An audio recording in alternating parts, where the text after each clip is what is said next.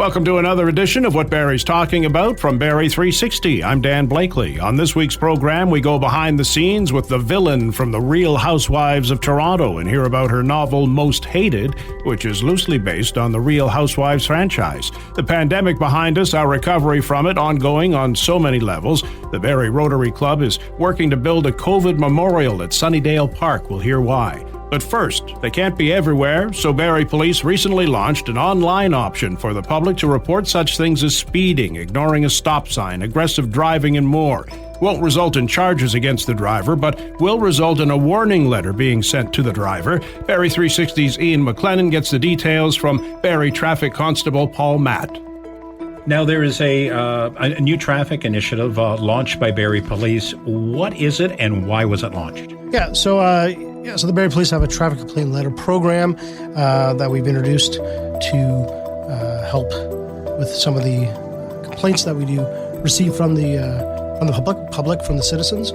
It's designed where if a member of the public does have a complaint about a vehicle, either say a noisy muffler or a driving complaint, maybe someone has rolled through a stop sign, hasn't properly stopped for a red light, or is perceived to be driving in a somewhat dangerous manner on a residential street, the public can lodge complaint through our online system.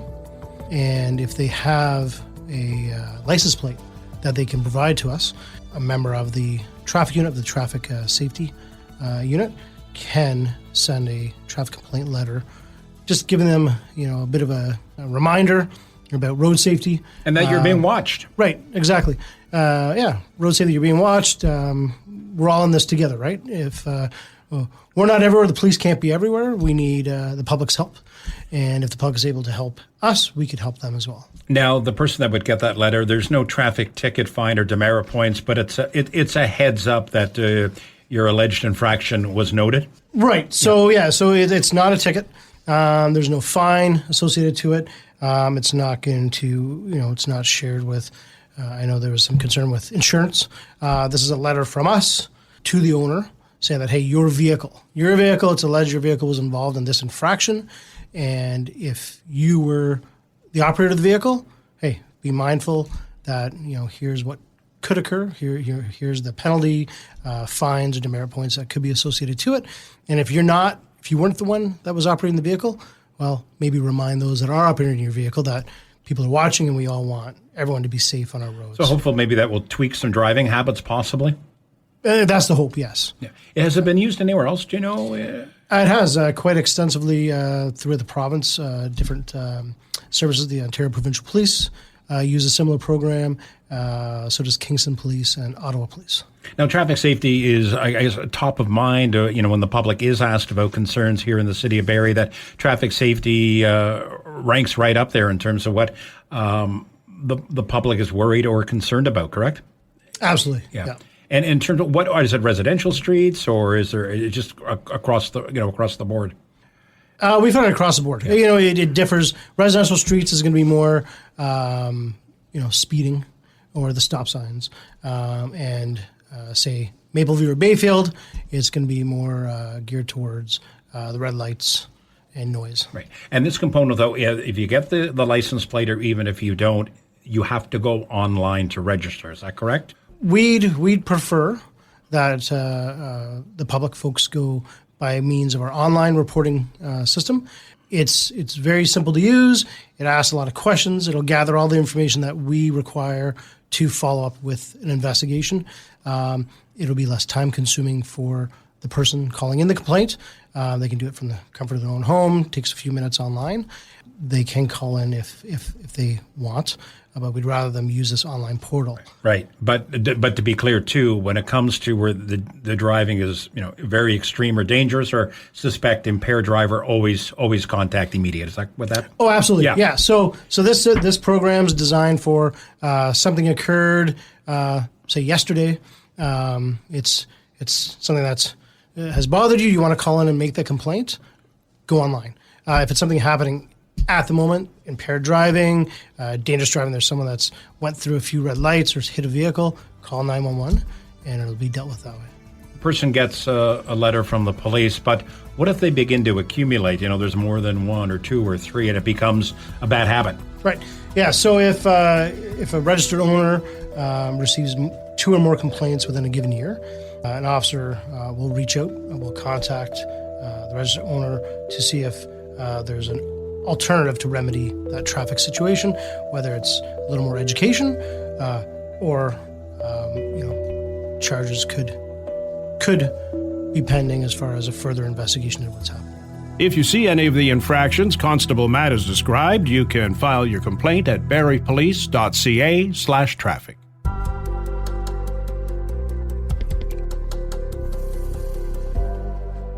She was the villain on The Real Housewives of Toronto. Now she's an author, having penned a novel entitled Most Hated. It's fiction, but is steeped in reality and delves into the female psyche. Barrie 360's MJ tracked down Cara Alloway to find out more and for a glimpse into the world of reality television. Did you go into the show planning to be a villain, or how does that work out? Or do you just kind of like find your place, I guess, as you start filming and interacting with your co-stars? No, that's a great question. I didn't go in anticipating to be the villain. Quite the opposite, actually. I went in thinking this is going to be a great experience, and I'm going to share my life, and I'm going to share my family, and I'm going to have a lot of fun with this. But the problem is these kinds of shows, you really need the drama. I mean, it's not a yearbook. People aren't, looking at this to watch a home movie or something like that. We watch for the drama, and there's a reason why we watch for the drama. It's, a bit of an escape for us. It takes us away from our own problems. I think a lot of times it scratches that itch of judgment. I heard someone say once that a judgment is a confession. So how that translated to me is when you watch these shows and you see something like maybe Teresa's over-the-top wedding and you sit back and you judge and you go, that's ridiculous. Who has a wedding like that? Maybe inside you're thinking, boy, I would have liked a wedding like that. So it's really interesting the way that dynamic works. But absolutely, I did not go in thinking I'd be the villain. I did go in, however, I had worked with the production company prior, pitching with them a reality television show I wanted to do about the charity scene. So they convinced me that by doing Toronto Housewives, I could perhaps get my spin-off for the show I wanted to produce. And even though I was thinking, but I don't want to be on the show, I want to produce the show, they said, no, you can be like Lisa Vanderpump, Vanderpump Rules, that whole spin-off. So I went in with the mindset thinking, I have to make this the best show such that it merits a spin-off. So I really had a producer mindset. So when there was no action or no drama going on, I would say to myself, oh my goodness, people are going to change the channel here. Let's bring it. So I think that worked to present me as the villain. I was looking at some old clips and something came to me. Anytime I would watch these shows in the past and stuff like that, I'm a sucker for like the one-liner insults, and the show seemed to be full of them. There was this one scene, it was you and one of your co-stars, and you were in a dog park, and later on in the camera session, she says there was something along the lines of like, one too many bitches in that dog park. And I laughed because I think that those are great. Do you guys come up with those? Are those scripted for you, or are you guys just like, on the ball? Question. So nobody has asked me that question yet, and I am so excited that you asked me that question. Let me tell you, I can't say for sure because I wasn't present for that individual's interview, but I strongly suspect that line was fed to her. So, no, again, this is not across all the board of all production companies. Every franchise has its own production company that creates it. So if you're looking at a show like the Beverly Hills one or the Salt Lake City one, that's Alex Baskin, that's Shed Media, Truly Original. They have a different way of producing. My producers, I think, were in a bit of a tight spot with the way the show was cast. So there was a lot of spoon feeding. And actually, I can say for a fact, I know that my other cast members were fed lines in the interviews. You have to read my book. And when you get to the iPad scene, I'll say this. Sometimes truth is stranger than fiction. So I can say for a fact that I know the co-stars were fed lines in their interviews. And with that, a perfect segue into, you have a book, and it's kind of art imitating life a little bit. Tell me about it. It's called Most Hated. It is fiction. There are no characters in the book that are similar to any of the housewives in any franchise, past or present. I cast it as who I'd like to see in a Housewives-esque franchise. Within the narrative of the book, the show is called Talk of the Town, but people might see a lot of similarities between that and the Housewives franchise. And it's really a story set on a backdrop of a reality television, but it's really about female relationships and women interacting with other women. When I wrapped Toronto Housewives, I was in a really bad place just because the backlash from social media of who people thought I was and what was presented as my character was so far from who I was or what had actually transpired. It was a really hard nut to crack. So someone put into my hands this great book by Dr. Phyllis Chesler. It is not a fiction novel. It's a research novel, and it's called Woman's Inhumanity to Women. And Dr. Chesler is this lovely 80-year-old psychologist who lives in the high blocks of Manhattan and up in the upper 80s. And she wrote this book to delve into what she calls internalized female misogyny, which is a very interesting concept. Normally when we think of misogyny, we think of men not treating women in a humane way. But this is women showing misogynistic behavior to other women, which I experienced not only within the confines of the show, but also from social media. A lot of the really nasty comments were coming from women. And so I used this book to inform a lot of the characterization within my novel because, I think this is something within the sisterhood that we sort of have to delve into. And Dr. Phyllis Chesler says it starts with the 8-year-old girls in the playground, and those 8-year-old girls grow up to be women. And the independent thinkers, the truth tellers in the playground are shunned and or slandered or gossiped about because if they don't fall into step with how the hierarchy behaves, there are consequences. And Dr. Chesler says we have to learn as women how to celebrate our differences. And, I think that's it with a capital exclamation mark. A lot of people have said to me, well, if we do that, will there be any room for these housewife-type shows? Absolutely. I think we can still have all the fun. I think we can still have all the organic conflict. I think we can still show all of that.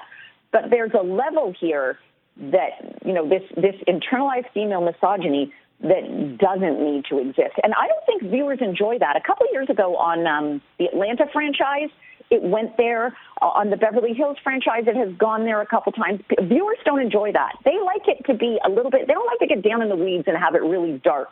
It's not fun to watch. We want to watch, that upper level of women in their 40s and 50s sort of acting crazy, having conflicts with one another, resolving those conflicts, and showing us that, after university, when you have kids and you settle down and, maybe you get married or whatever, you have a professional job, you can still act crazy in your older years. You can still be goofy. You can still have all this going on. But I don't think it needs to be dark like that. Your book, Most Hated, it's a fun novel, right? It's like, I think you're quite... I like to say it's a beach read, it's a summer read, but there are layers. It's not dark or anything like that, but there are layers. And people have read it and said, wow, this resonated with me.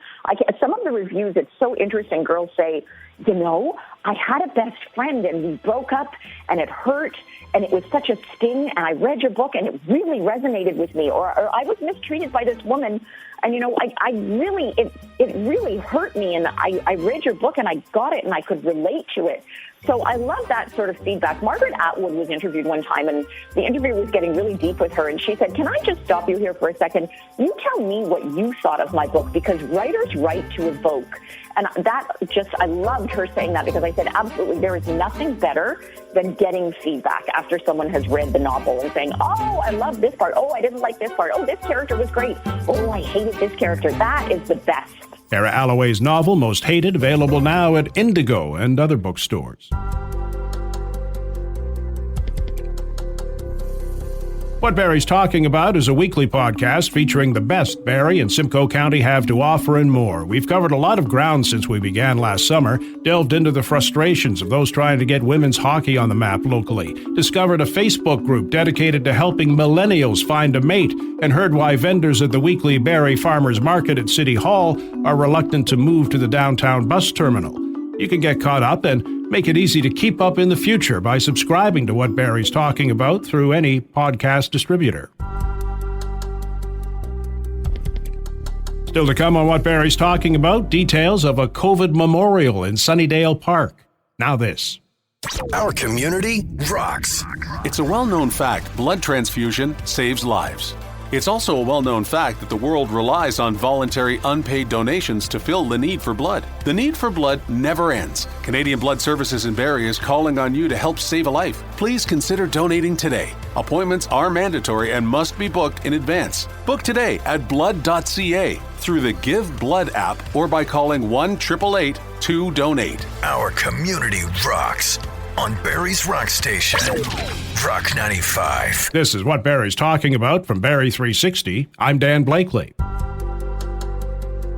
The pandemic gone but not forgotten, indelibly etched in our minds, the Barrie Rotary Club is working with the city on a COVID memorial at Sunnidale Park, a place for reflection and more. The Rotary's Chuck Bolt and Debbie DeCare paint a picture for our Ian McLennan.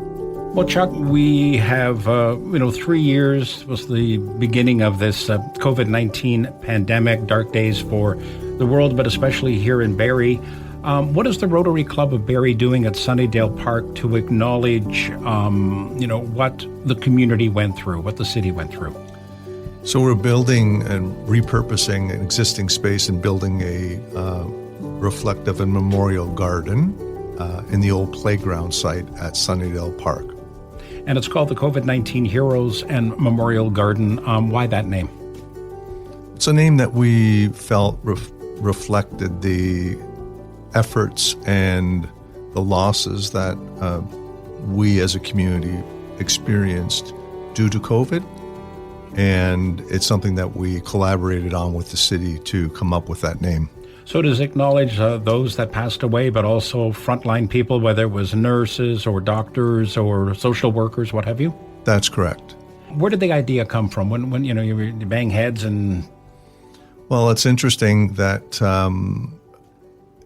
at the time when we conceived the project, Debbie was the president of the club, and I was the environmental service chair. And Debbie's wish as the president was for all of the committee chairs to do something COVID-related. And so as the committee, we came up with this idea. Initially, it was going to be built at South Shore in a sort of waterfront area, but we couldn't complete it at that time. So we chose another site, and the city suggested Sunnidale Park. And Debbie, in terms of the costing for this park, do you have some numbers that you could provide? What is the cost to Rotary, and have you received any in-kind donations or grants for that? Yes, we've been very fortunate to receive a grant from the Community Foundations of Canada and Infrastructure Canada. So they helped provide $54,000. Okay. And then the Rotary Club of Barrie, we have $25,000.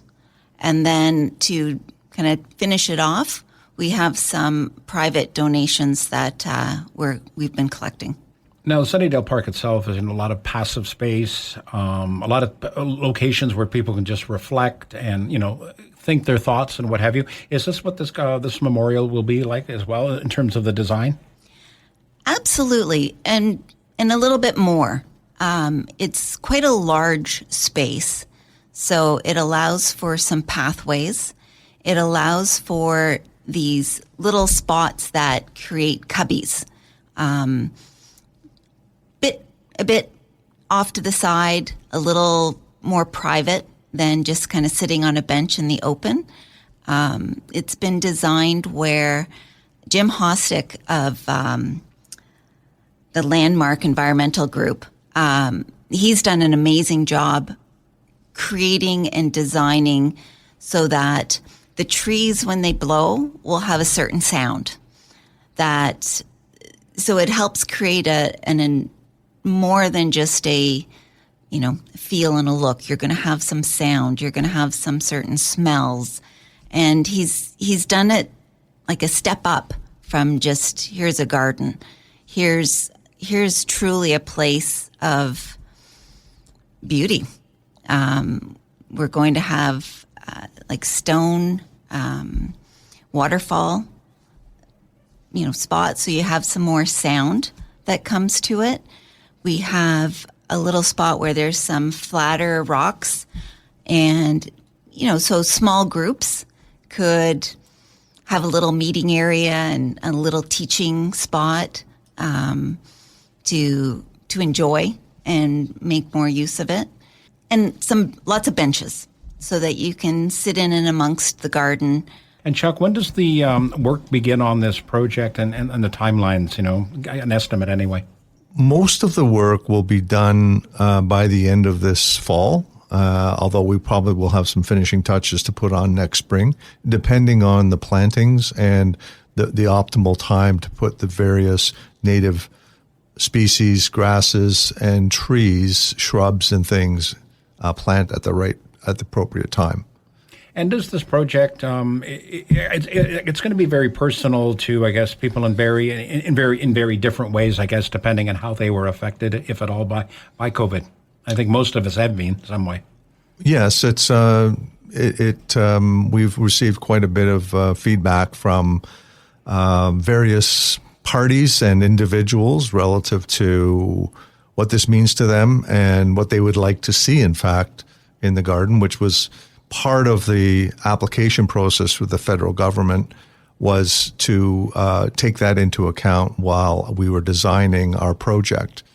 So we did that, and so that's quite interesting. And those three reflective areas that Debbie was referring to will mean something for the population and the individuals and families that sacrificed, and those that had difficulty during the COVID pandemic. We live through a point in history that's going to make history books, that in 30, 40, 50 years, kids are going to learn about it in their schooling. And this is going to be a point where we don't forget about the challenge that this put people through. The first responders that absolutely did an incredible job above and beyond. And we're just even now finding out really what their sacrifice and what they did. Up till now, we were kind of hunkered down, and unless you were in that specific area, you didn't know, you didn't really appreciate what it is that they did for us. And people that had losses, to do a funeral on Zoom is so unfriendly. And here they can go, they could meet with a small group and have a spot where it's really honoring, people that have suffered and challenged, and kind of turn it around a bit. COVID and that period of time had some positive things. A lot of families had a chance to connect. They went out and walked in nature as a family.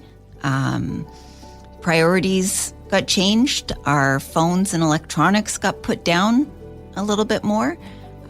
People had a chance to really think about where they want to go.